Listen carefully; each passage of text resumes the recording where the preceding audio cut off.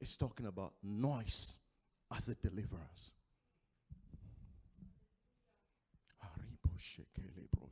It says noise as a deliverance. Because you might think that noise is a negative thing.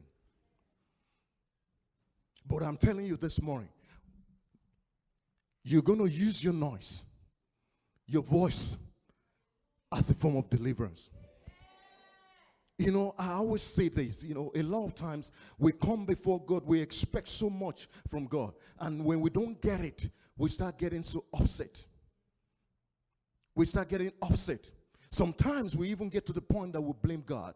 Sometimes we even get to the point that we curse God. Sometimes we get to the point that we say, you know, God, I'm not coming into your house anymore, because I expect you to do this for me. As if God should do it for you. Some of us expect that we should be alive today. But if God decides that you are not going to be alive at this moment, He will take you. You cannot negotiate. But God has decided to spare your life. He has decided to give you to give you everything that you need to praise Him. You know, a lot of times we look at ourselves and we say, you know, I don't think it's honorable for me to be shouting. I don't think it's even honorable for me to be dancing. I don't even think it's honorable for me to, you know, some of us were so, it's not that we can't dance. Some of us will just stay in one place and we'll be telling you. Sometimes I said, when you're coming to the front to give your offering, if you don't dance, I'll send you back. Some of, you know, funny enough, Pastor, some even still decide, they look at me in the face and say, I will not dance and I'll see what you're going to do. And they think that they're doing it for me. It is not about me. It is about Him. If you cannot use all that you've got to praise God, if you cannot use all that you've got to do the things in there, you're in trouble. So God, if God decides that today I'll make sure that your mouth can talk, you can use your mouth, you can use your tongue to speak, and you decide not to use it, you're in trouble. And so this morning, I just want us to touch on something. Let's open our Bibles to the book of Acts. I believe we know where Acts is, the New Testament. Are we there? Acts 16 from verse 16. It says, now it happened as we went to prayer that a certain slave girl possessed with a spirit of divination met us, who brought her masters much profit by what? Fortune telling. It says, this girl followed Paul and us and cried out, saying, these men are what? Are the servants of the Most High God, who proclaim to us the way of salvation. If you look at the preamble, if you look at this was talking about Paul and Silas in Philippi. And as they entered into this place, it says there was a girl that was possessed. The Bible did not talk about the name of the girl. Did not talk about where the girl came from. The dad, the mom, or the siblings. But talks about the fact that there was a girl that was what? Possessed. And it says that this girl was possessed with a spirit of divination. And she brought the master prophet. I mean, can you imagine the kind of prophet this girl must have been bringing to the it says masters. It didn't refer to master. It says that brought the master's prophet. And if you look at it, this girl was saying things that were coming to pass in the lives of people. Because that's the reason why they believe whatever the girl says. Some of us, we think that it is appropriate for us to be going to the people that read your palm. How many of us have been there? I know you don't raise up your hand. Don't raise up your hand. You see, I'm just telling you. You see, this is a girl that has this power. But there was something that happened at that time. Even though there was a spirit of divination in this girl, which was less than the Spirit of God, it says that this girl saw something that was different about Paul and Silas. You see, no matter whatever it is that people are carrying, no matter the things that are, as long as you carry the Spirit of God, you are still the majority. Oh, tell someone that. Even if they attack you, or they do anything against you, I want you to know for a fact that because you carry the Spirit of God in you, there's nothing that will be able to handle you. This girl, still looking at this girl now, even though she says he was possessed, she was a money maker, but there was something. She realizes there was something special about Paul and Silas. And it says that this girl followed Paul and Silas for days, to the point that it says that Paul was somewhat angry and turned and spoke to the spirit that was operating in this girl. You know, if you remember, this girl had been bringing money to the masters. So that means this girl has some credibility. It might not be, not that it might not. It wasn't the right credibility.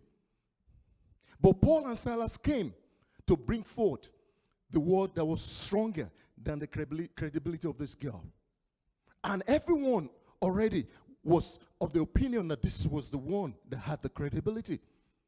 And so, you can see, when Paul talked to this girl and the spirit was released from this girl became nothing. And that was where the problem of Paul and Silas started. It says that the masters, because they lost their source of income, they had to grab Paul and Silas. And they grabbed Paul and Silas, and that was how Paul and Silas ended in prison. You know, sometimes, I was talking about this a week ago, that when God is about to do something great in your life, when God is about to favor you, that God will orchestrate situation to work for your good. You know, initially it might look as if it's not going to happen.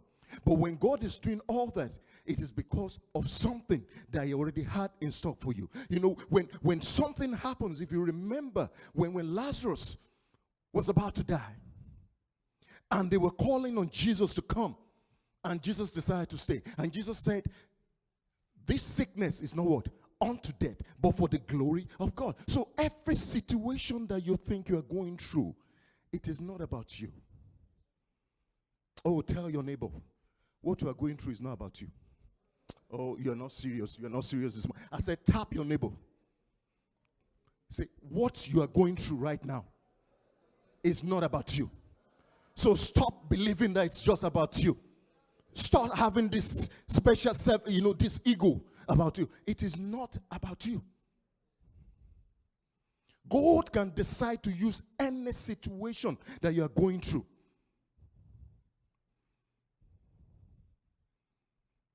Even to the point of death, it is not what? About you. So I'm here to tell you this morning that every situation you're going through, take it as a blessing. No matter what you are going through, take it as what? A blessing. Because God, it means that you are important to God.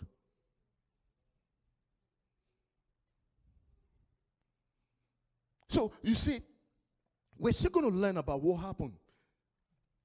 All that was going on, it was an orchestration towards someone.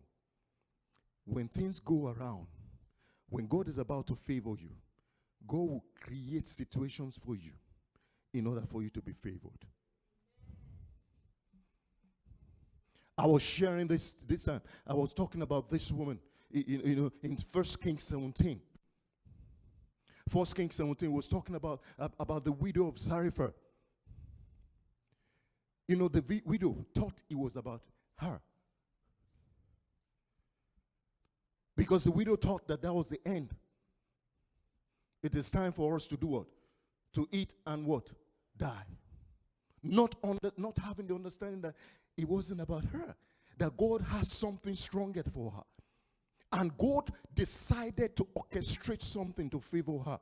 God decided to bring forth a man of God. Elijah took Elijah from wherever Elijah was and sent Elijah to that place. Because it says that God says, I have prepared a widow to feed you. You see, so when situations happen, stop complaining. It is because God had already planned something stronger, something bigger for you. Because if that had not happened, and I was talking about favor, that one of the things you experience when you're looking at favor is that you have to position yourself in order to be favored. Because God spoke to Elijah to go to Zarephath.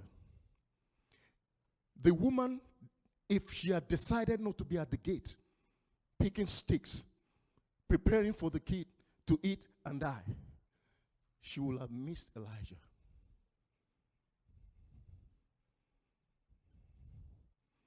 I was also sharing in the book of John 4 that if the woman at the well, that we don't know her name, we don't know anything about her, but she was important and she appeared in the Bible. If that woman had not decided to stay, to come to the well that day, she would have missed out on Jesus. You see, so when God is about to do a favor to you, there's a reason why situations happen. So it is not for you to just be to be bogged down by the situation and get depressed because of what is going on. Because God has something stronger, something mightier, something bigger in stock for you. Oh, tell your neighbor once again. God has something bigger for you. Oh, I said, this month of August, look at them in the face. This month of August, God has something bigger for you. Oh, and if you say, tell your neighbor, if you believe it, say amen. Oh, Ramashaka Librokotoye. And we see something. We're still going down. If we saw that when Paul and Silas got into the prison, it says something that they had to be tied down. They had to be taken to a place where everything about them was tied down. They were held down so that they were not able to even if they tried to escape, they were not able to escape. That's what the word says. But this is where I'm going. Despite that, when God was ready to do something great, God decided to send what? An earthquake. Oh, I'm praying for you this morning. Everything that's tying you down, God will send forth an earthquake to destroy it. Because you say, maybe you don't understand what I'm saying. Let's go to the Word of God. Acts 16, from verse 25. It says, but at midnight, Paul and Silas were what? Praying and singing hymns to God. And the prisoners were doing what? And the prisoners were listening to them. So that means they must have been using their voice. They were not just, that kind of prayer, silent prayer. That kind of silent prayer that nobody can hear. These people were making noise. That's why I tell you, if you don't want me to make noise beside you, move away from me. Yes. Because I'm not going to move for you. The best you can do is start making noise with me. Because I'm not going to stop. Like I said, I always tell you, this is my gym. And I'm ready to exercise. Like the way it says in Planet Fitness, it says something that there's no shame. I don't know. That means you guys have not been going. If you don't know that. Huh? What does it say? No. no judgment. That you can come as you are. Do whatever you can carry. Carry whatever weight you want to carry. That nobody is judging you. Even if you have, as a man, you have a 36 weeks belly. Nobody will judge you. And this is the house that nobody will judge you. If you like jump, if you like scream, if you like do anything, nobody's going to judge you. As long as you are praising the King of Glory. It says there, it says by midnight, Paul and Silas were doing what? Were praying and were singing hymns to God. And the prisoners were hearing. They were hearing. They were listening to this. And it says suddenly. Let someone say suddenly. Say suddenly again. As you say suddenly, tell your neighbor that I'm saying suddenly right now. Every problem that you're going through is disappearing.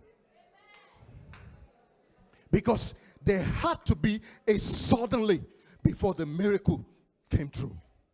It says, suddenly there was a great earthquake, so that the foundation of the prison was shaken. Foundation, can you imagine? Have you ever been to the prison in this place? In America before? I'm not saying you being in there, but maybe you've gone on an excursion or you've gone to visit or anything. If you've seen the place, you know that place is fortified. I mean, in America, they build and use wood and all that, and use, what do they call that thing? Sheetrock. No. In the prison, they use what? Solid concrete. So if you are planning to try to escape, by the time you see the concrete, you just decide, you know what? It's okay. Let's just go through the time. So we see something here just to tell you the severity of how the shout of Paul and Silas can be. How the shout of you can create an earthquake in any situation you're going through. It says that the foundation of the prison decided to shake. And it says immediately, it says the doors were opened and everyone's shame were what? Oh, Ramasakali. This was from their prison. This was from the beginning. They were not quiet. No matter the situation you're going through, it is not the time for you to be what? Quiet. It is not the time for you to be silent. When you are going through a situation, it means you need to praise them more. When that situation looks so bad, that means that's the time that you need to lift your voice up more and cry unto him and praise him the more. Because as you're doing that, it says the foundation of your issue, of the problem will be shaken. And it says the door of that has bound you will be losing. When this happened, it says the jailer was worried. Not only worried, became suicidal. Because when the jailer, you see, sometimes when you're going through some issues, you see, the jailer that put them in was sleeping.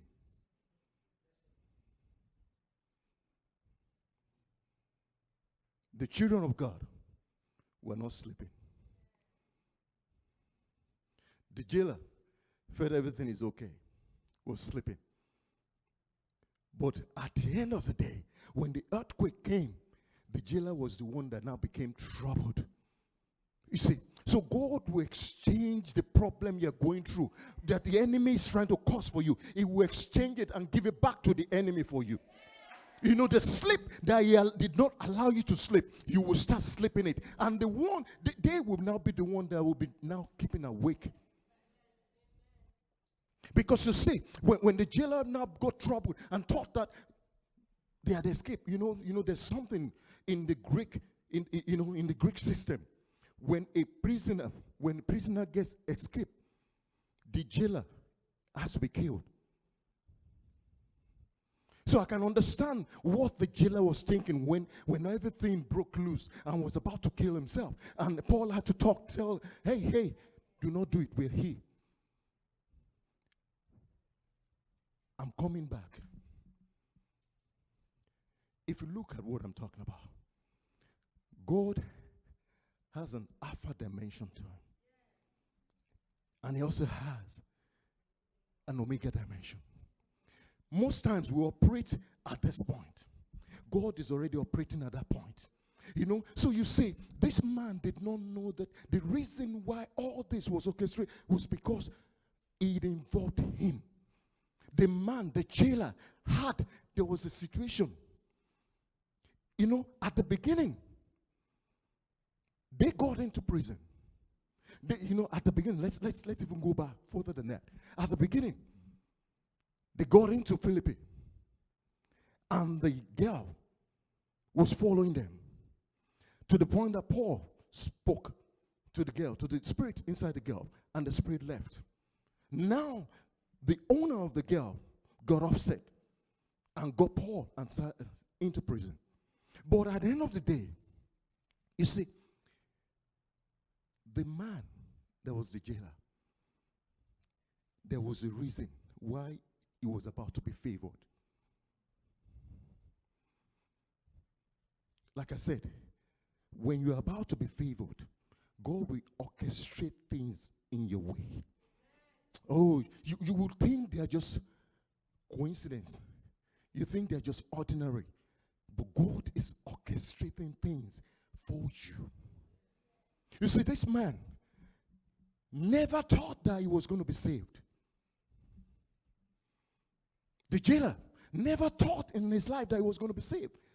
But he understand that there was a reason why Paul and Silas had to be in the prison, because his salvation is dependent on the carrier of the message of God.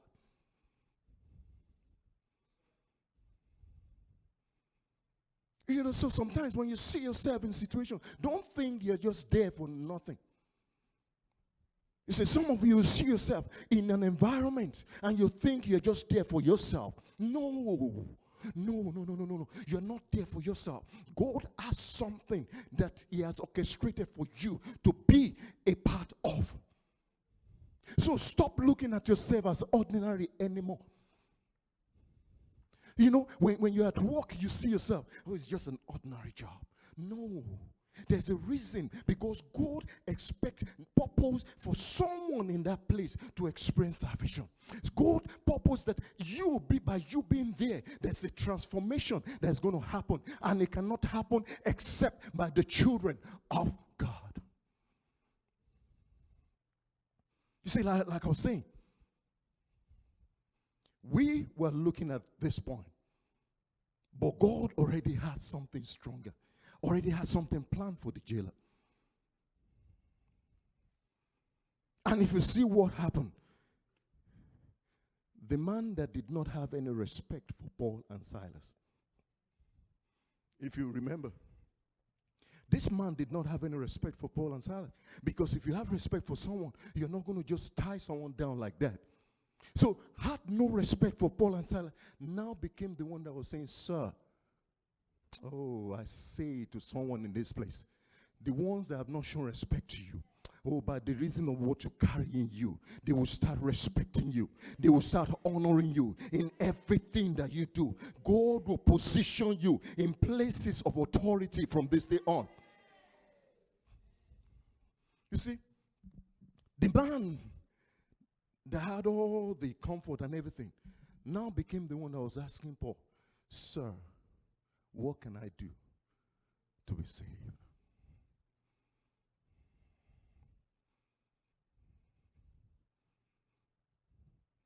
The man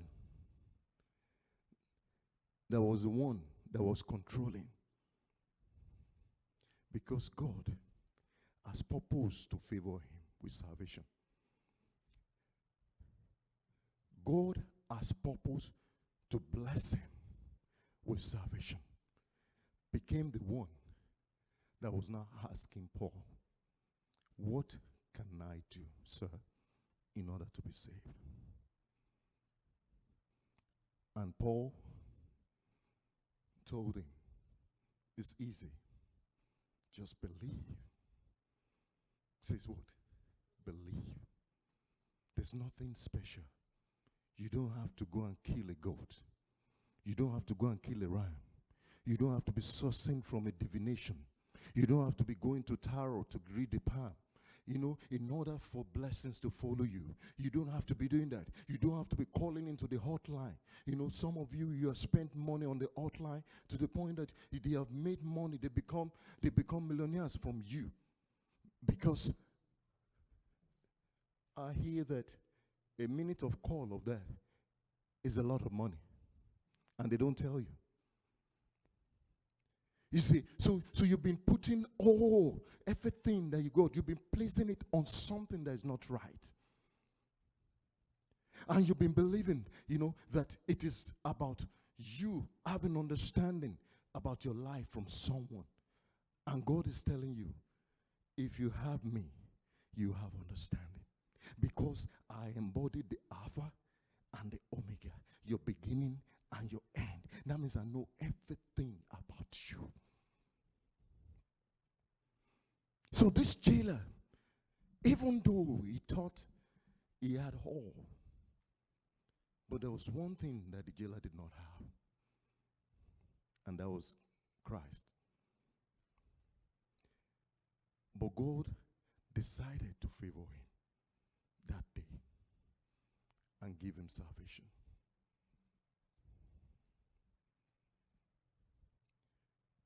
But the salvation did not happen just like that. The salvation had to happen from Paul and Silas getting into the prison in order for him to experience salvation. Just like what I was saying about the woman at the well. Jesus had to be thirsty and had to come to the side of the well in order for this woman to even be able to talk to Jesus. And even when Jesus was telling her and asking her to give me water to drink, and the woman was talking things that are not serious. You see, as I said, when God is about to favor you, no matter the talk, nonsense talk you say, God will still bless you. Because, can you imagine, Jesus could have left her, that this one is not serious. That if you know who you're talking to, this is the one that will give you water, that you will continue to non-stop running. You are talking to, and he's asking you, just give me water, just give me something to drink. And you're talking about Jews and Samaritans. You start coming up with things that don't make any sense. And Jesus is telling you, look, I'm about to save you. I'm about to do this for you. And you're just, I can't speak. My tongue is not right. My accent. God says, I want you to be the director of this. And you're saying, God, how can a foreigner be the director of this place? And God is saying, I want you to be the director of the place.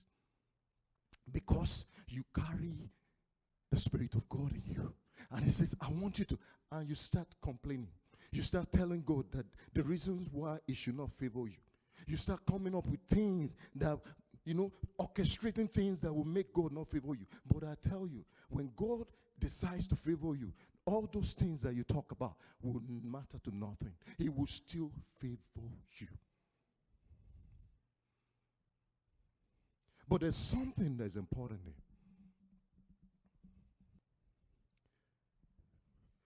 There was something that Paul and Silas carried. And that's the Spirit of the Most High. They carried what? They carried the Spirit of the Most High. For this man to be favored, this man had to experience it from someone that carries the Spirit of the Most High. I don't know what it is. For the earthquake to happen, there's got to be the carrier of the Spirit of the Most High. If there's situations that you want God to break, you got to carry the Spirit of the Most High. If there are things that you were going to resolve for you, you got to carry the Spirit of the Most High. And this morning, I bring forth that Spirit of the Most High. I bring forth that man called Jesus. That as that man, the jailer, came to Paul and said, "Sir, what can I do to be saved?" I asked someone in this house. I know some might be asking the same question. What can I do to be saved? And Paul told the man that it is easy. It's just a word. Believe. He said what? It's just to do what? Believe. Whatever you are going through, if you're someone that does not carry the Spirit of the Most High, it is time for you to carry that Spirit. As that man received the question, answer to the question that he asked, I'm here to tell you that if you ask that question, God is here to answer your question. So I just want us to stand up. And as we're standing, because I know when the word is sent forth, it's sent forth to accomplish the thing